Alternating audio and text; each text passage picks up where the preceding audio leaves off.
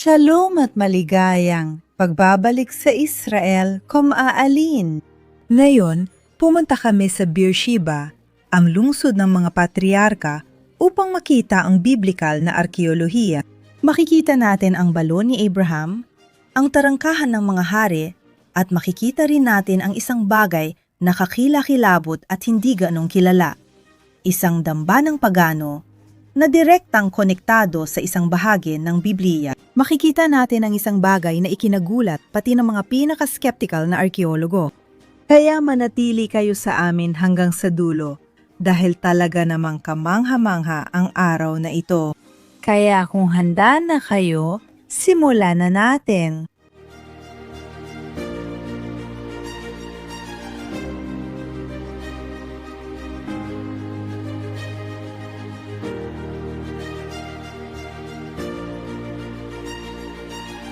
Nandito tayo sa Beersheba, sa lungsod ng mga patriarka. Ang lugar na ito ay may halos 4,000 taon na kasaysayan at naglalaman ng napakaraming kwento mula sa Biblia. Sa lugar na ito rin nanirahan ng ating patriarkang si Abraham. At ang mga paghuhukay ng mga arkeologo dito na nagsimula noong 1900 at 69 ay nakatuklas ng isang napakalaking lugar na may maraming natagpuan. At gusto kong magsimula sa isa sa mga pinaka-espesyal na narito lang. Sa unang tingin, hindi masyadong kapansin-pansin ang lugar na ito. Pero kung lalapit kayo dito kasama ko, makikita natin ang isang napakalaking balon na may lalim na 70 metro. At tinatayang ng mga arkeologo na ito ay maaaring isa sa mga balon na hinukay ni Abraham dito. At ang buong kwento nito ay nasa Genesis 21, kung saan naghukay si Abraham ng isang balon ng tubig. Ngunit sa pilitang kinuha ito ng mga lingkod ni Abimelech. At si Abraham ay pumunta kay Abimelech upang igiit ang kanyang karapatan dito. At sila ay nagkasundo at nagkaroon ng isang tipan. Kaya't inihiwalay ni Abraham ang 7 kordero mula sa kanyang kawan bilang patunay na siya ang naghukay ng balon na iyon. At ibinigay niya ang mga iyon kay Abimelech. At ang panatang ito, sa harap ng lahat, ang nagbigay ng pangalan sa lugar, Beersheba, na nangangahulugang balon ng panata, ngunit maaari rin mga hulugang balon ng 7. At kaya tinatawag pa rin ang lungsod na iyon hanggang sa kasalukuyan. Maaari ninyong hanapin sa mga makabagong mapa. Kahit lumipas ng 3,800 taon, ito pa rin ang lugar ng balon ng panata. At ipinapakita na naman ang kwentong ito sa atin kung gaano kahalaga ang tubig dito sa disyerto. Nasa gitna tayo ng disyerto ng Negev at ang pagkakaroon ng akses sa isang balon ng tubig ay usapin ng buhay at kamatayan para kay Abraham, sa kanyang pamilya at sa lahat ng kanyang mga alagang hayop. At dahil dito, kapag naghuhukay sila ng balon ng tubig, ginagawa na nila ito sa ganitong paraan. Una, sa pangunahing balon ay maaring magbaba ng banga o sisidlan para sumalok ng tubig para sa mga tao. Ngunit para sa mga hayop, mayroon na ring nakahandang estruktura na itinayo. Maaring sumalok ng tubig at agad itong ibuhos, at ang mga hayop ay diretsong makakainom mula rito. Kailangan nating tandaan na si Abraham ay isang nomad, nakatira sa mga tolda, at may maraming mga hayop. Kaya nanirahan siya sa Beersheba, ngunit ang Beersheba noon ay hindi pa isang malaking lungsod na may muog. Nagbago lang ang lahat noong ika-10 siglo bago si Kristo. Pinag-uusapan natin ang 3,000 taon na ang nakalipas. Noong panahon ni Haring Solomon at Haring David, noong panahon ng pinag-isang monarkiya, pinatibay ang Beersheba at naging isang malaking lungsod na nakikita natin dito sa mga paghuhukay arkeolohikal. Pero, nang nagsimulang maghukay dito ang mga arkeologo, nakakita sila ng isang nakakagulat na bagay. Isang bagay na napakadetalyado sa kasaysayang biblikal na talagang nag-iwan sa lahat ng walang masabi. Pero ito ay isang bagay na medyo hindi pa gaanong naibabalita. Pero ngayon, ipapakita namin sa inyo mismo ang lahat ng ito. At dito mismo nagsisimula ang kwentong ito, sa mga pader noong panahon ng mga hari.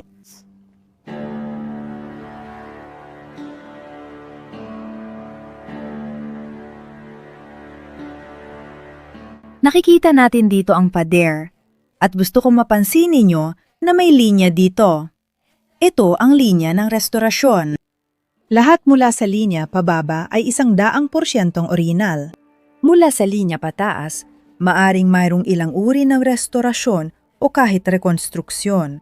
Ibig sabihin, mga batong natumba at ibinalik sa dati o ito na talagang muling itinayo ayon sa orihinal pero ginawa ng mga tao sa makabagong panahon.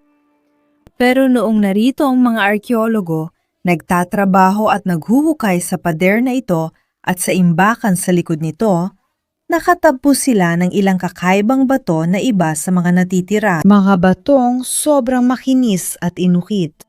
At ang ilan sa mga ito ay may mga bagay na parang sungay. At nauunawaan ng mga arkeologo na ang mga batong ito ay hindi orihinal na bahagi ng pader, na sila ay mula sa ibang estruktura na binaklas sa hindi malamang dahilan, at ang mga bato ay muling ginamit.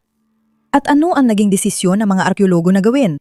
Nagpasya silang alisin ang mga kakaibang batong ito mula sa loob ng pader at nagsimulang buuin ang isang palaisipan. At ang nabuo mula sa palaisipang ito ay isang bagay na nakakagulat at gusto ko itong ipakita sa inyo ngayon.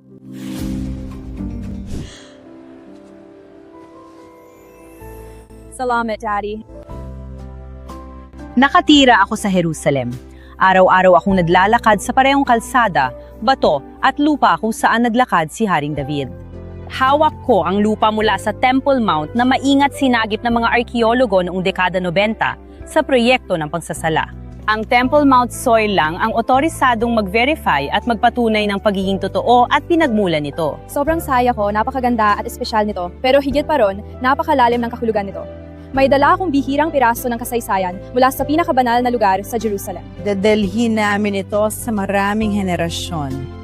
Dapat magkaroon nito ang bawat Kristiyano habang posible pa. Bawat piraso ay may kasamang pirmadong sertipiko bilang patunay na ikaw ay kabilang sa piling may-ari ng ganitong kayamanan.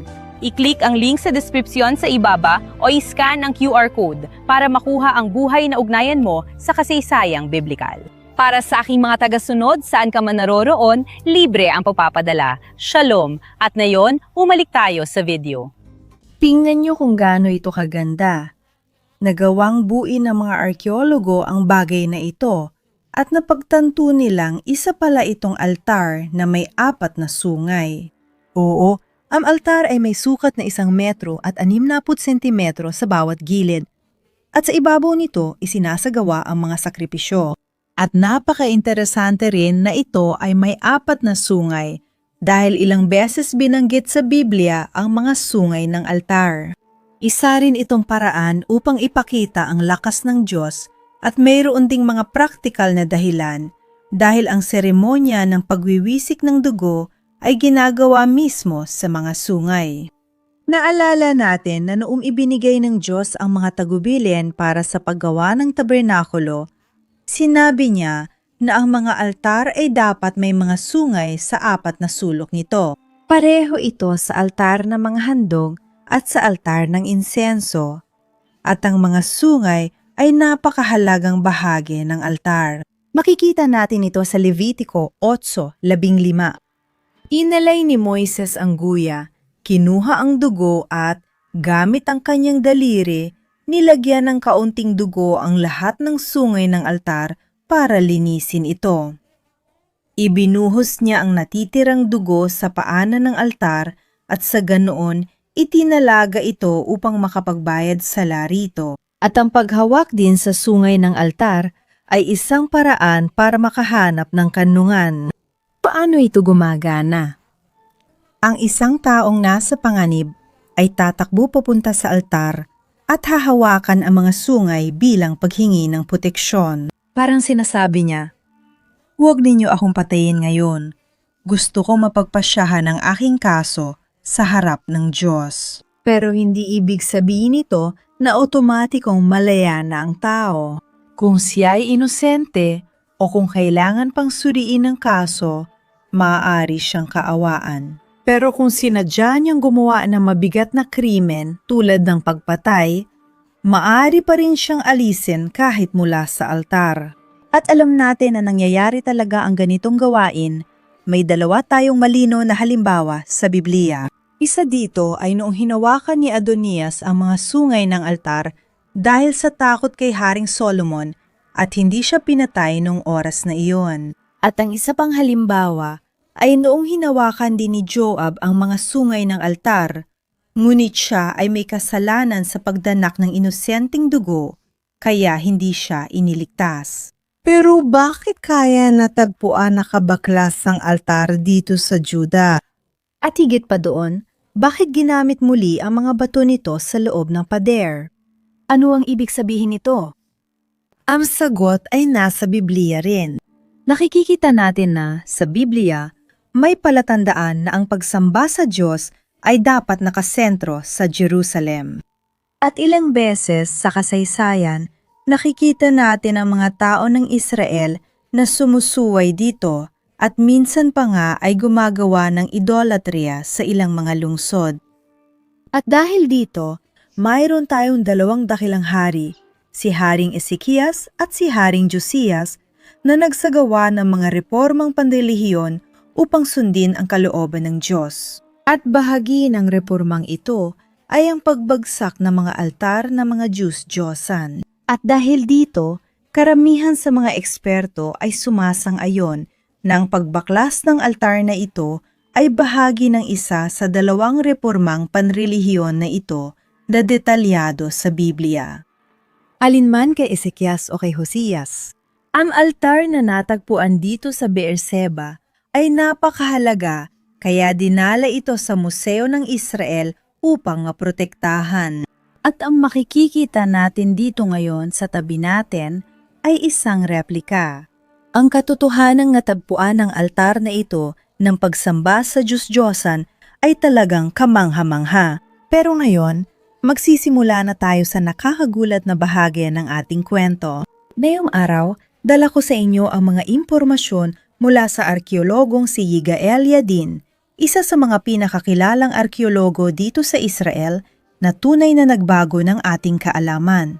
At ang pananaliksik na ginawa ni Yigael Yadin tungkol sa altar na ito at sa lungsod na ito, ay napapakita na ito ang reformang panrelihiyon ni Josias. Tingnan natin kung paano natutupad dito ang maliliit na detalye ng Biblia.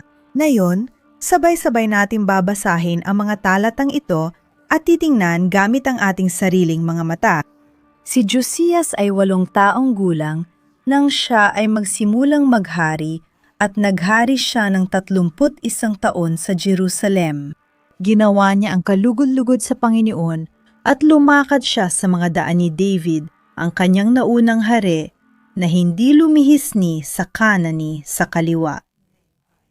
At mismong ang Biblia ang nagsasabi na si Josiah ay humigit pa sa mga nauna sa kanya, tulad din ng ginawa ni Ezekias bago siya. At sinasabi rin na nalampasan niya ang mga sumunod sa kanya. Walang naging hari bago o pagkatapos ni Josias na tulad niya na lumapit sa Panginoon ng buong puso, buong kaluluwa at buong lakas. Ayon sa buong kautusan ni Moises, ang paghahari ni Josias ay minarkahan ng pagpapalawak ng teritoryo at ng espiritual na muling pagbangon, gaya ng nangyari sa templo. At ngayon, kailangan natin basahin ng buong pansin ang 2 aklat ng mga hari, Kabanata 23, talata 8.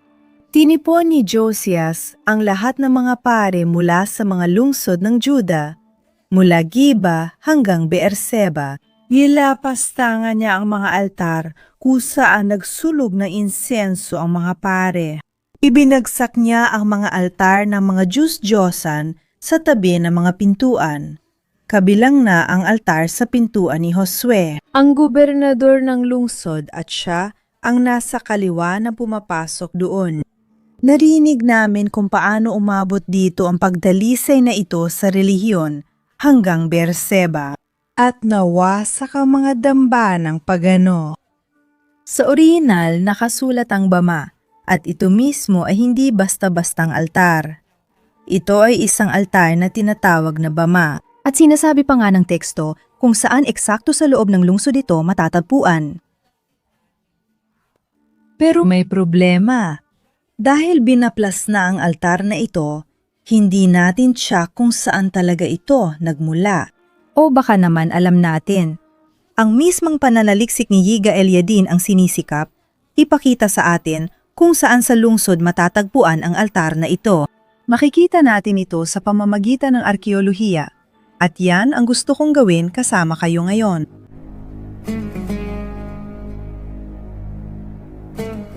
Narinig natin na sa maraming altar na binuwag ni Josias, may isang mahalaga na particular na binanggit. Sinasabi sa talata na ito ay malapit sa tarangkahan ni Josue.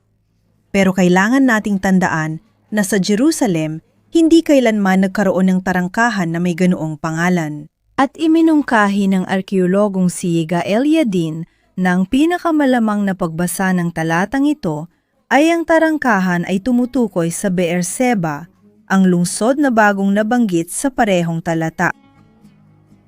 Ang gagawin natin na yun ay gagamitin ang Biblia bilang isang gabay na mapa. Kaya, tingnan natin kung nasaan tayo. Nandito sa likod ang mga pader na nakita natin sa simula. Pero pagkapasok natin, hindi ito ang itinuturing na tarangkahan. Ito ay isang bukas na lugar, parang isang plaza siguro. Ang gate talaga ay nandito. Ito ang orihinal na gate noong panahon ng mga hari. Ang mga gate noong panahong iyon ay may iba't ibang silid sa gilid. Maaring may sundalo sa mga silid na iyon. Mayroon ding paniningil ng buwis. Ibig sabihin, walang duda, ito ang tarangkahan. At tingnan ninyo, sa pamamagitan ng aerial na larawan, mas madali itong makita. Ang tarangkahan ay may 4 na silid sa gilid, 2 sa bawat panig. At noong panahon ng bakal, iisa lang ang tarangkahan sa Beerseba. At ito ba ang tarangkahan ni Josue na binanggit sa Biblia? At sinasabi sa atin ng teksto na, sa kaliwang bahagi ng tarangkahan, naroon ang bahay ng gobernador. Kung pagbabatayan ang direksyon ng pumapasok, papasok tayo at kakaliwa. Pansinin ninyo ang lahat, pati na ang maliliit na detalye. Itong mga silid na sinabi ko, mga silid ng mga sundalo. Kaya, ito ang kaliwang bahagi ng gate. At dito to mismo, ang unang gusali sa kaliwa ng gate, dito tayo papasok. Naayon sa arkeologong si Yiga Eliadin, dito raw ang bahay ng gobernador. Ang napatunayan ng arkeolohiya nang walang alinlangan ay mayroong isang malaking gusali, isang malaking bahay dito. Sa totoo lang, umaabot pa ito hanggang dito sa banda natin, pero gumuho na ang buong bahaging ito. Ipapakita ko ngayon sa inyo sa screen ang isang larawan ng plano kung paano noon ang itsura ng bahay na ito. Wala tayong paraan para malaman ang pangalan ng taong nakatira dito, kung talaga bang Josue ang pangalan niya. Pero kung ito nga ang bahay na binanggit sa Biblia, saan kaya matatagpuan ang malaking altar na ito? Ang altar, gaya ng alam natin, ay inalis na. Pero maaling may mga bakas na naiwan. At pansinin ninyo ang isang napakakakaibang bagay sa loob ng bahay na ito. Dito sa gitna ng kawalan, sa tila gitna ng kawalan, may hagdanan. Makikita ninyo na malinaw na hindi ito hagdanan na papunta sa ikalawang palapag. Makikita natin ang mga lumang larawan kung paano talaga sila natagpuan noong panahon ng paghuhukay. Kaya, ang unang bagay na mukhang kakaiba ay itong hagdan na wala sa lugar o parang hindi nakakabit kahit saan. At ang pangalawang palatandaan ay nasa ilalim ng aking mga paa. Tingnan ninyo, malinaw na may nakamarkang kanal dito sa sahig. Pero kung bahay ito ng isang tao, bakit may ganitong kanal? Noong panahong iyon, walang sariling linya ng imburnal ang bawat bahay. At wala nang ibang bahay sa Beersheba na natagpuan ng ganitong kanal ni anumang katulad nito. Ano ang paliwanag dito? Dahil ang mga pari ay nagsasagawa ng mga sakripisyo rito, mga sakripisyo ng dugo. At ang malaking dami ng dugo na iyon ay kailangang hugasan. At dahil dito, para mahugasan ang dugo palabas ng lusod, kailangan nila ng isang kanal ng tubig.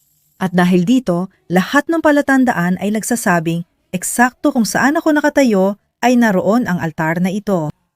At tingnan ninyo, ang pagtuklas na ito ay nagawa gamit ang Biblia, piraso sa pirasong hinango mula rito. At talagang lahat ng nandito ay naaayon sa pagkakalarawan sa Biblia. At wala ni anumang katulad nito ang natagpuan sa kahit saan pa sa Beersheba. At ngayon, kapag binagsama natin ang mga natagpuan dito sa mga archaeological na paghuhukay at ang ating kaalaman sa Biblia, perpektong nagkakatugma ang kwento. Dahil alam natin na noong reforma sa relihiyon ni Josias, hindi nila karaniwang winawasak ang mga altar gamit ang maso. At ang karaniwan nilang ginagawa ay binabaklas nila ang mga altar at inilibing ang mga ito. At may saysay talaga na pinili ng mga manggagawa ang pinakamadaling paraan. Ibig sabihin, binaklas nila ang altar, pero hindi na nila kailangang baklasin pa ang mga hagdan. Ang mahalaga ay ang altar at ang mga sungay nito. At dahil doon, nanatili pa rin ang mga hagdan hanggang ngayon, habang ang altar ay natagpuan malapit dito, ngunit nakabaon sa lupa. Talagang may kakaibang pakiramdam ang nararamdaman ko habang nandito sa lugar na ito, na malaman kung ano talaga ang nangyari dito mahigit 2,000 taon na ang nakalipas. Ang Beersheba ay isang kapanapanabik na lugar kung saan maaari tayong makaugnay sa mga kwento sa Biblia, sa mga gusali, at sa mga bagay na ginamit ng ating mga patriarka at ng ating mga hari. Talagang kakaibang pakiramdam ito. At ngayon, gusto kong marinig ang opinyon ninyo. Naniniwala ba kayo na sa lugar na ito na nakita lang natin, talaga bang naroon ang altar na binanggit sa Biblia at winasak at binaklas ni Josias? Na talagang nabunyag ni Gaelia din ang misteryo ng mahigit 2,000 taon? Mag-iwan ng opinyon sa komento. Sana nagustuhan ninyo ang video ngayon. Magkita tayo ulit sa susunod na linggo.